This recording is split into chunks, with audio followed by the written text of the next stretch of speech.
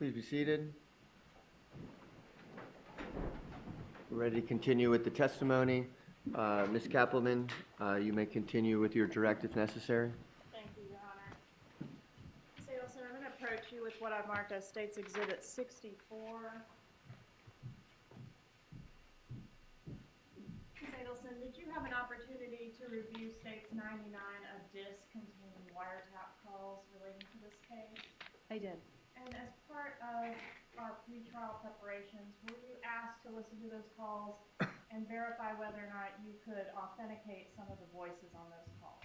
So I was asked not to listen to the whole call, but just to listen to a few seconds, enough to be able to identify the people speaking on the calls. And is that what you did? That is what I did. All right. And is State's Exhibit 64 a fair and accurate recording of where your initials appear, that representing that you could authenticate the voices on that particular call? That is correct. Okay, so for example, the list includes call A on State's Exhibit 99, and you've initialed here indicating that the call is from Donna Adelson to Charlie Adelson. That is correct. Okay, thank you. Judge, at this time I'd ask to move into evidence State 64. Any objection? No, Your Honor. Be admitted as State's Exhibit 64. No other questions. Thank you, Your Honor. All right, thank you. Cross-examination? Yes, Your Honor. Thank you. Ms. Adelson, this is all about you, isn't it? Excuse me? This is all about you, right? I was called to be a witness and I'm testifying, so I don't understand the question. Is it a question? There's about 100 people in this courtroom, right? There are people in the courtroom. Possibly thousands watching, right? I have no idea who's watching. And it's all because of your failed marriage, right? I disagree with that. You disagree that your ex-husband is dead because of your family. Yes, I disagree. These jurors are here for weeks doing their civic duty because of your marriage, right? No. Katie's going through this ordeal because of that marriage, right? No. Dan Markel's parents are going through absolute misery because of your failed marriage. Isn't that right? No, that's incorrect. Well, let's talk about the marriage. You and Professor Markel, you met when you were in law school. You told that to Ms. Kappelman. And it was a whirlwind romance, right? Right? It was not a whirlwind romance, no. It led to a wedding, February 26th of 2006. You had a big wedding in Boca Raton, right? Did we get married on February 26, 2006? Is that the question? Yes. In Boca Raton. In Boca Raton, Florida. And it wasn't a small wedding, it was a big wedding. There were many people in attendance. All right, in this marriage, it led to 2 children, right? Your 2 boys. Are you asking me if I have 2 boys? Yes. Yes.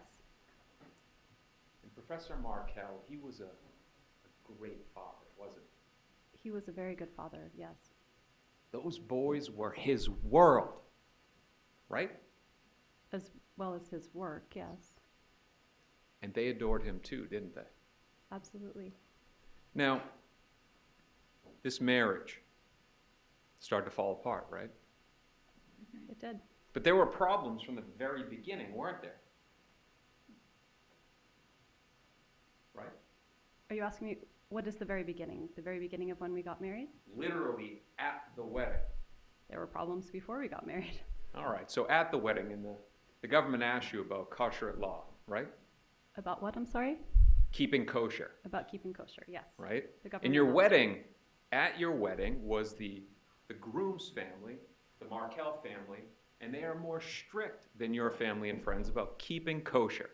They do not keep kosher.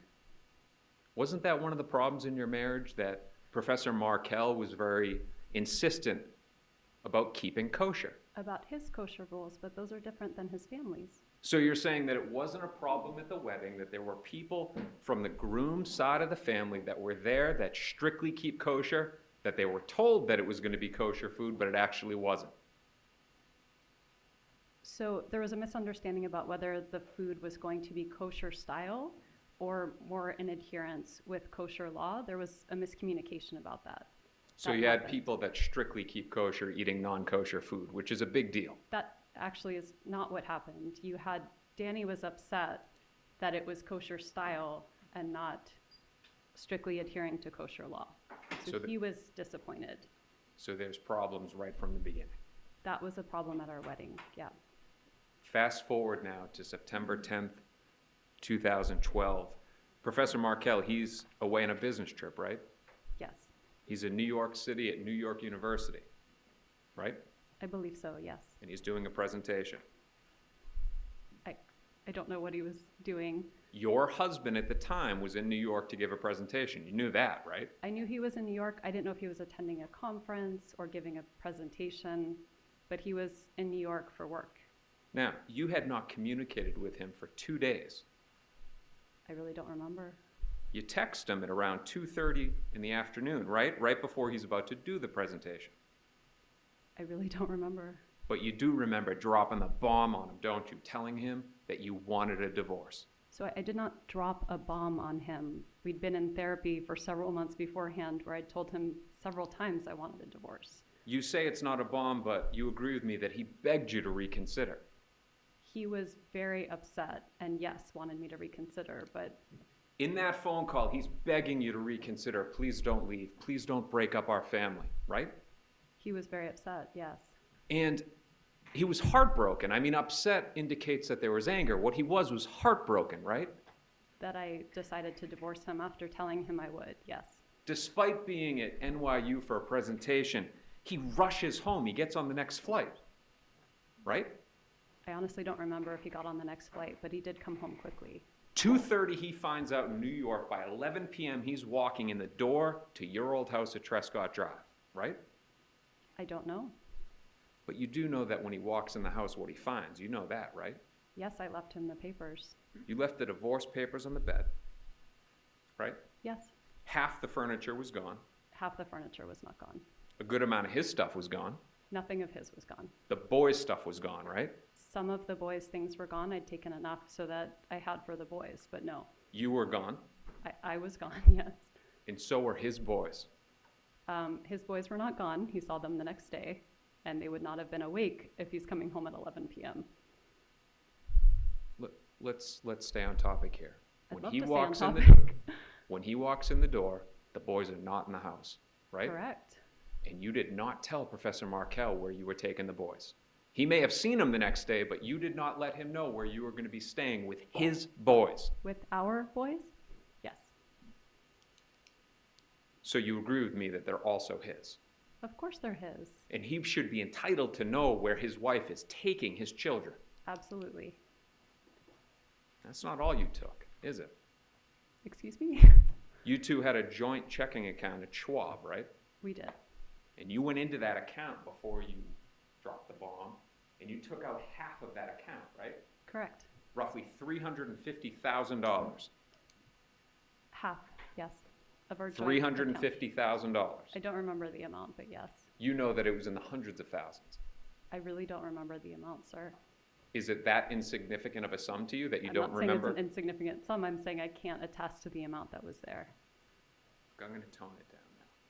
You were unhappy in the marriage, right? That's why I got divorced, yes. And it happens. Marriages fall apart, right? Yes. But you complained constantly about it, didn't you? No, I don't think I complained constantly. To anyone that would listen. No, that's not true. You agree with me that you complained to the one person that would actually do something about it. I don't understand what you're asking. Your big brother, Charles Adelson, you complained to him about how bad Professor Markel was and how much you hated him and didn't want to be in a marriage with him. I definitely talked to my brother about how unhappy I was in my marriage. If that's the question, then yes. Let's Is talk that the about it. question? Yes, that is a question. You talked to your brother, Charles Adelson, about how bad your marriage was. I did, yes. Let's talk about it. Government asked you about Charles Adelson. He's an intelligent guy, right? He is smart. Yeah. He's both book smart and street smart, right? I would say so. You would say that he's a talker. He does like to talk. He's got the gift of gab, so to speak. I wouldn't say he has the gift of gab, but he does talk. He knows what to say in the moment. I wouldn't say that's true either. You would say, though, that he is. Now, you were asked questions about, drug purchasing and stuff like that.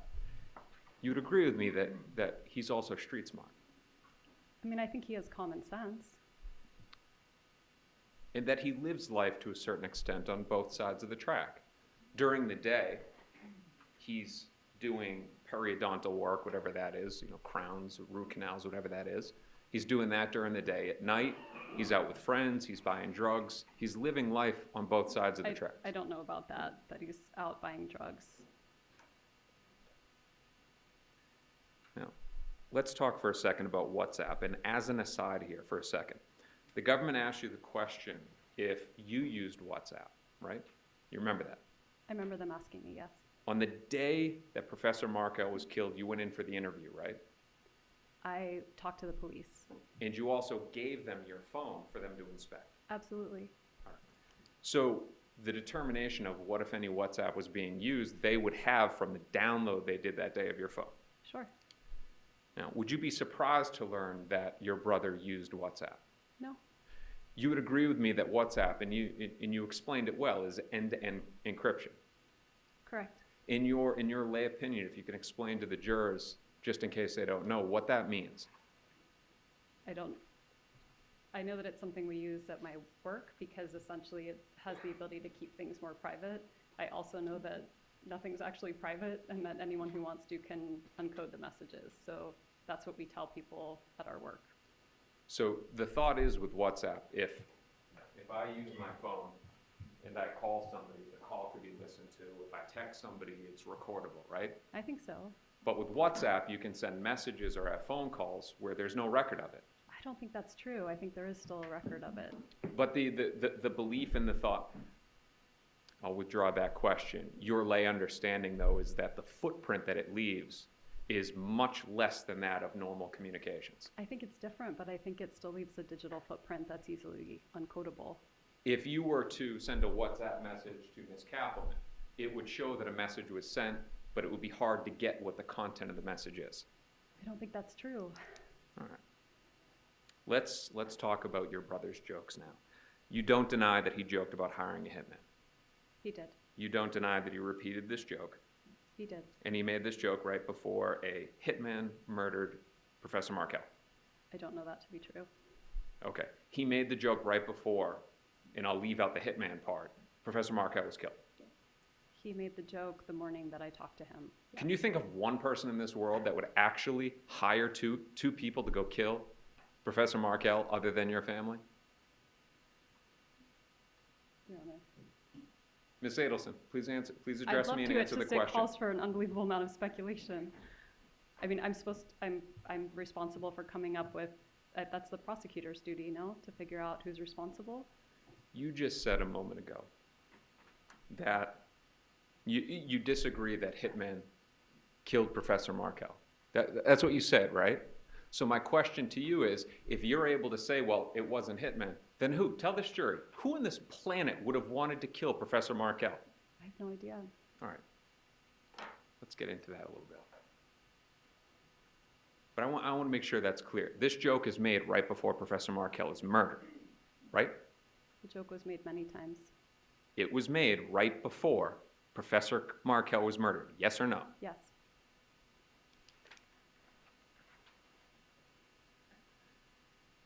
July 18, 2014, you're interviewed, and you make a statement saying, I knew this would happen. You said that, right? I did. All right. Now I want to talk about your knowledge and your belief on this. You're a smart person, right? How am I supposed to answer that? Well, let's go through your resume. You went to Brandeis University, right? I did. You graduated magna cum laude. I did. If you could explain to the jury what that means. It means I studied a lot and got good grades. All right. It means, and to speak, I'm from the Northeast. My Boston accent may give it away. It means you're wicked smart, right? That's very You had a nice. high Thank GPA, you. a very high GPA. I work hard. You also went and you got a master's degree from the University of Cambridge. I did. You were a Gates Scholar. I was. You then go to the University of Miami School of Law, which is a top-tier law school, Tier 1, right? Okay. Right? We're talking about your level of intelligence. You went to the University of Miami Law School, right? I did, yes. You also clerked at the 11th Circuit Court of Appeals, right? I did. Now, to get a clerkship out of law school, it's a very difficult thing to do, right? It's challenging. You have to have top grades. You have to go through a rigorous selection process, right? Yes. You then become a professor at the Florida State University College of Law, right? Yes. You're also a published author, right? Now you're just embarrassing me. Why are you embarrassed that you're a published author? I don't like talking about myself. Is it because the book that you wrote discredited Tallahassee and spoke ill of it? The book did not discredit Tallahassee. It wasn't about Tallahassee. Let's stay on topic and ask a question again with everything that we just went through. You're a smart woman, right? I am a smart woman. There's information about this case everywhere. You'd agree with me on that, right? I'd been advised by my lawyer not to read it. All right. Now, we're not talking about reading stuff. There's podcasts, Also not to listen. TV shows, Also not to watch. articles. Don't read. And so you've made the decision. Now, you're a lawyer yourself too, right? I am. And you made the decision, I'm not going to look at any of this stuff. Correct. I don't want to know what happened to the father of my 2 children. Not I don't want to know what happened. How can you say you love those boys if you don't care who killed the father that they loved? Of course I care who killed the father that they loved. Then why won't you look at the stuff? I've been advised not to. Are you afraid that when you look at it, you're going to realize that your brother did this? I am not afraid of that. Now, of course, you've, and we won't get into privileged communications, but you've spoken to your lawyer about the case. How are we not getting into privileged communications? Yes, I've spoken to my lawyer about the case. You're very intelligent. You have one of the top defense attorneys in the country, a former federal prosecutor, John Lohr, right there in the blue suit, right? He is my attorney. You're telling me with all of this at your disposal, your intelligence, his experience, and all this information, that you don't care to find out who it is that killed Professor Markel? This is not that I don't care to find out. My job is to take care of those boys, and that is what I do. I don't see how it helps take care of them to go reading and watching and soaking up all of the horrible information that's out there. You don't realize that you could be helpful in finally untangling this to give this jury the truth about what happened to Professor Markel? I have been nothing but helpful since this started. To what happened to their son? By you looking at it, you are at the center of all this, but you won't look at anything to help in the process. I've done nothing but help in this process. You came here and testified. I came here and testified. I spoke to the police for 6 hours without anyone present. I signed over my cell phone, my car, my house, everything, my computer. What else do I have or know that you haven't seen? You came here because you were subpoenaed and had no choice. Correct. Right? This is not fun. I would not do this by choice. You've been inconvenienced. I've not been inconvenienced. Professor Markel was shot in the head. I'm not complaining about being here. This is my duty. I'm here. We'll get back to you complaining about being here. Do you honestly expect this jury to believe that you haven't confronted your brother about all of this? Yes, I do. Yes, you did confront him? Yes, I do expect them to believe that I did not confront my brother because I didn't. Or maybe you don't need to because you know the truth in this case. You already know it. That he went behind your back, right? Did not happen. Just like he has done with past boyfriends. He's done that in the past where he's gone behind your back when you were having problems in a relationship and dealt with it himself. No. Ms. Adelson, you understand that until you expose your brother what he did, that everybody's going to consider you as guilty. You understand that, right? What is the question that you're asking me? You understand that until you expose your brother and explain what he did, that he went behind everybody's back, that he hired a hitman to murder your ex-husband, you'll remain guilty in the eyes of the world. I can't speak to the eyes of the world. I can only know that I have done nothing wrong. Or maybe you are guilty. I am not guilty. So, a witness in this case, and I'm not going to get into their testimony, but one of the hitmen, the convicted hitman, implicates you. On July 17, 2014, the day before the murder, the morning before, he says that you were walking on Trescott with the 2 boys that you walked down the driveway and into the house. That never happened. Right, because Professor Markel, I apologize, Professor Markel, he had the kids. Based on the way that your guy's schedule was, on that day he would have had the children in the morning, and you're going through such a bad divorce, you wouldn't be at his house, right? I wouldn't be at his house anyway, but not because we were going through a bad divorce. At that time, things were pretty copacetic. All right, so we're coming back to maybe you do know, or maybe you were involved. Excuse me? What's the question that you're asking me? I'm giving you a header of what we're talking about so that it will ease you in the question, okay? I'm just telling you what the topic that we're on, so we'll get to a question. Now, the government asked you about a time that you met Ms. Magbanua. It was actually spring break of March 2014, right? I believe so.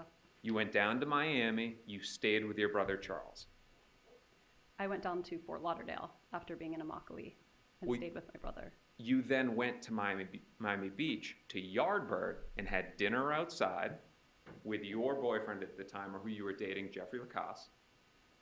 Katherine Magbanua was there, and your brother Charles Adelson, and you all ate outside, right? We did. And that's on Miami Beach, not in Fort Lauderdale. Correct. Now, just for context, Jeffrey Lacasse, he was also an FSU professor, not at the law school, but an FSU professor. Nice guy, right? I don't think so now. Now, you deny, I'm assuming, that on July 13, 2014, you told Jeffrey Lacasse that Charles looked into hiring a hitman. You deny that, or you admit that? I deny that. And that you told him that Charles looked into hiring a hitman back in September of 2013. That never happened. Which would have been months before your brother even met Katherine Magbanua.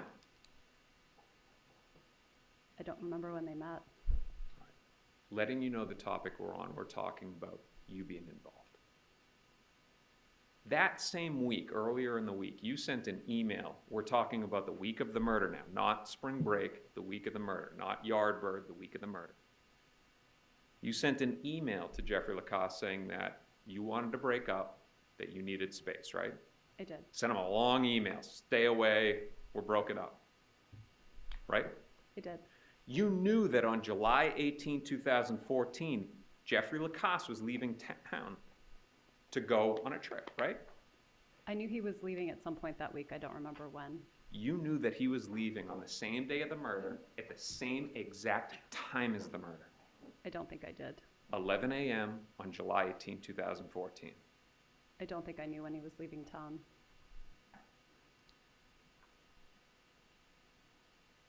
It's a good way to put the blame onto somebody else. You'd agree on that, right? If it happened, it would have been a good way to put the blame on somebody else. I have no idea when he was going to leave town. Your interview, July 18, 2014, you said, you know, my brother, he joked about hiring a hitman. Perhaps that was you just planting a seed to divert the attention of law enforcement away from you. It was not. Let's jump off topic right now and talk about your boys' names. That in the time after the murder, you changed their last names from Markel to Adelson, right? A year later, yes. Why? I was scared Of what? of someone coming to attack them. So it's a year later, you won't look at anything because you don't want to know what's going on in the case. And the thought is, well, they're going to be protected if they have my last name and not Markel, right? Yes. Now, years later, arrests are made. It's clear who committed the murder, Sigfredo Garcia, Luis Rivera. The Adelson name has been dragged through the mud. Why haven't you continued to protect your boys and changed the name back? I will be changing I'm not going to change the name back. I don't think that will help. One day I'll change all of our names. The government asked you about immunity, so let's get into that. You explained that as an attorney, you understand that when the government gives a subpoena for somebody to testify, that it conveys immunity, right? That's my understanding. My knowledge of criminal law dates back to 2003 when I took a semester in law school, so forgive me. Graduated law school, right? This isn't my area of law. When you clerked on the 11th Circuit, it was with Judge Jordan, right? I did immigration appeals. Yeah, but you still dealt with criminal stuff as well, too. Very little. So Your understanding, though, is it doesn't mean they can't arrest you. They just can't use what you say here against you later on. So you're protected. Correct. And you needed that to testify, right? It's just given to testify. It's not a question of whether I needed it. It comes with testifying. You fear being charged by them, so you need to have that protection of I your don't words. fear being charged for a crime I didn't commit, no. Now, y'all had this nice exchange where it was pleasant, but there's actually tension between you and this office, right? No, They recently had your brother, Charles Adelson, arrested, and he's in custody, right? correct, For first-degree murder. correct. And there's no tension? It's very uncomfortable to be here. It's hard to tell where the tension is coming from. They've discussed your involvement in this case. They insinuated it on the direct examination. There's no tension?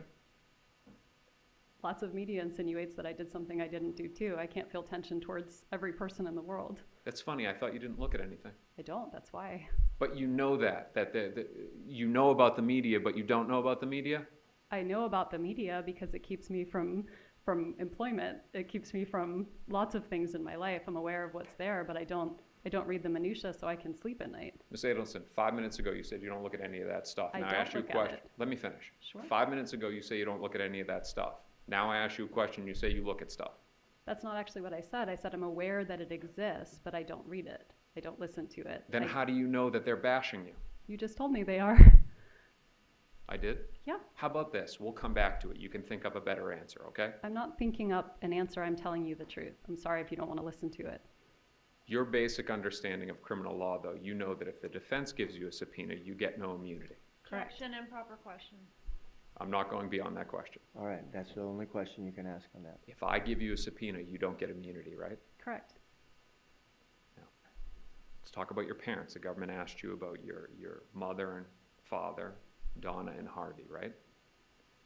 The government could do the same and subpoena them so that this jury can watch them get questioned, not nicely how Ms. Kappelman questioned you, but to be cross-examined by me. Objection, improper question. I'm going to sustain that. Ask a different question. Are your parents here in Tallahassee right now? No.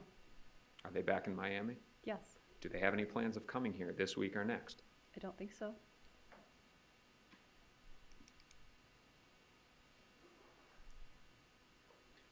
Now, your family dynamic. It is your mother and father, Harvey and Donna. There's you, you're the youngest, Charles, and then the oldest, Robert. Right? Correct. And he's a doctor up in New York. Correct. Now, the government asked you about the relationship, and you're like, we don't talk much. It's actually much deeper than that with Robert, isn't it? We don't talk At all. at all. And the reason is because your parents were so difficult about the woman that is now his wife. That is not the reason why we don't talk. I'm not talking about the reason why you don't talk. Let me clarify it. The reason why your parents don't talk to him. That's not the reason why they don't talk with them. Are you saying to this jury that there wasn't a problem where they outright objected to his marriage of a woman that was not of the Jewish faith? That was initially what happened, and then there was actually a beautiful reconciliation, and they're very happy about the marriage. Robert and his wife, not your family. Robert and his wife and our family were very happy about Robert's marriage. So what happens is that Robert is in love with a woman. Your parents object. He breaks up with her and then dates a Jewish woman, right? And then they got married and divorced, and then he got back together with the person he wanted to be married to. Yes. With his true love. Yes. But there was a lot of tension in your family because of your family's involvement in the kids' marriages, right? Yes. Let's talk briefly about your children. The government had asked you in the topic of the Jewish faith, keeping kosher. You mentioned a bat mitzvah at one point in time. You're currently planning a bat mitzvah for your oldest, right? No, it already happened. Okay, now that is a very, Christopher, I'm obviously not Jewish, but my understanding is that it is a very, very important thing in the Jewish faith. It's a very important milestone. And for those that are very conservative in the Jewish faith, those that keep kosher, so to speak, it's even bigger. I don't know that it's more important to one segment of Judaism over another, but it's an important coming of age ceremony. It's where a boy becomes a man. Did you invite Dan Markel's parents, the kid's grandparents? I did. You invited them. I invited them, yes. When was the last time they saw face-to-face their grandchildren? April 20th, Of this year? just now. And you agree with me that it had been years since 2016 since the last time they had seen them? The visit stopped when they threatened to put my children in foster care, yes. But up until that point, they did have visits. But you got no problem letting them see your brother Charles, right? I'm sorry? You have no problem letting them hang out with your brother Charles, who's now sitting in custody for first-degree murder. Well, they can't see him now, can they? No, they can't, but I'll ask the questions. For years, they weren't able to see their grandchildren despite their pleading to you to see them. But you let them, let me finish, but you let them hang out with your murdering brother, right? The children were permitted to see their grandparents. I cooked for them. We had play dates. They had sleepovers. When a letter surfaced that they were trying to have my children placed in foster care, the visits stopped. My brother never threatened to put my children in foster care, and if he had, the visits would have stopped with him too. You say you love your boys. I do say I love my children. Don't care about the father that they loved. What I happened? never said that I don't care about the father that they Then loved. look at some of the discovery and help figure it out. Excuse me? Then look at some of the evidence and help figure it out so that more lives aren't ruined by this. I seem to Mr. not DeCosta, understand. you need to ask a question now. You're making statements now. You need to ask a question. Understood, Your Honor. If I could have one brief second to check with co-counsel.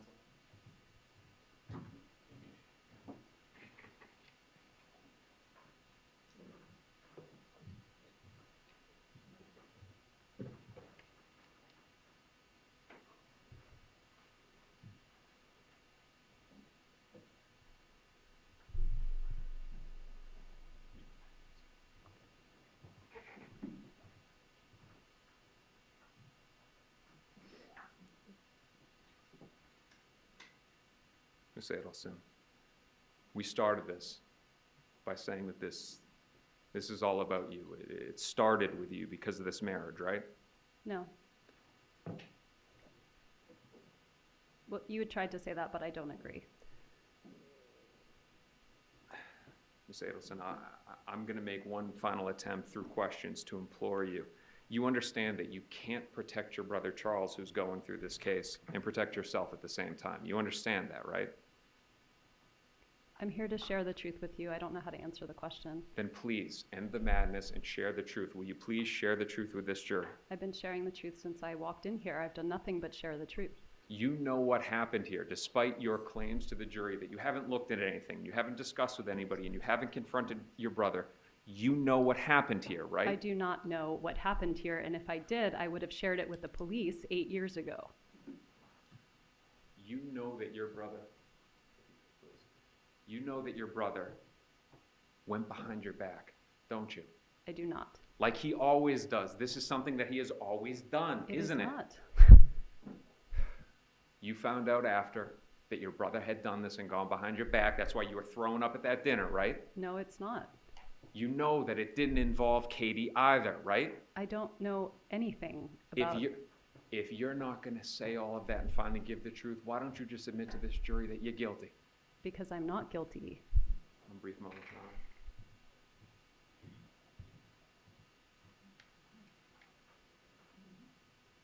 I got nothing further, Judge. Redirect.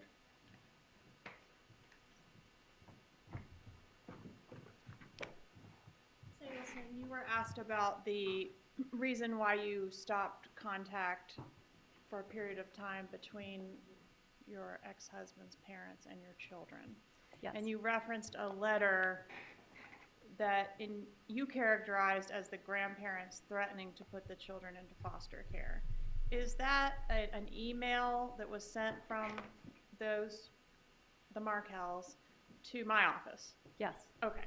And that was in reference to, in the event that you and the people that care for these children, who at the time were very young, were arrested, that the grandparents wanted to make sure, because they live in Canada, right? They do.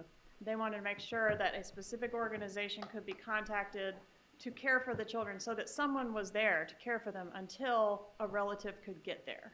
I don't Right? remember the bit about a relative getting there. Okay, well, they weren't just going to leave them in foster care, right? I don't know. Okay.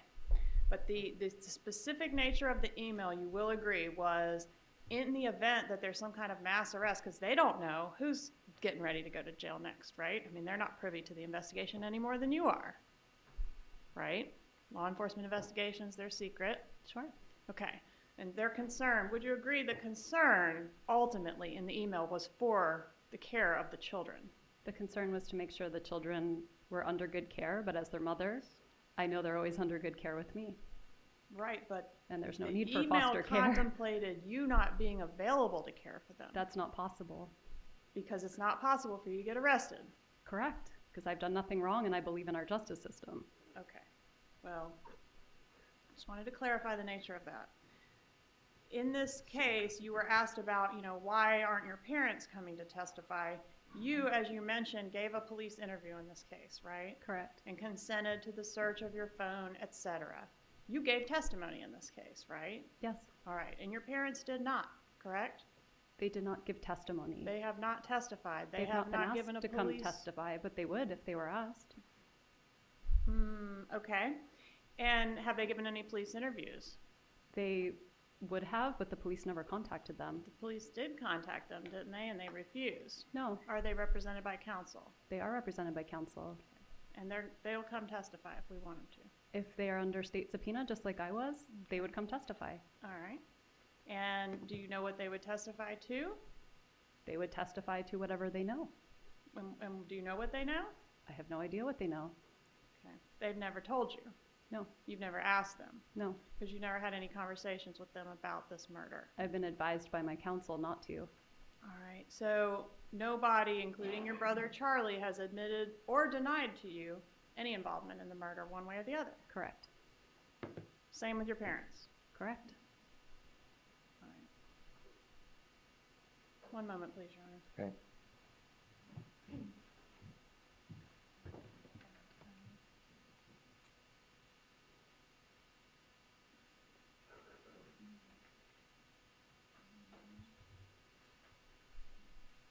Nothing further, Your Honor. Thank You you. want her subject to recall? No, sir. She's free to go about her business. All right, you're free to go. Thank you.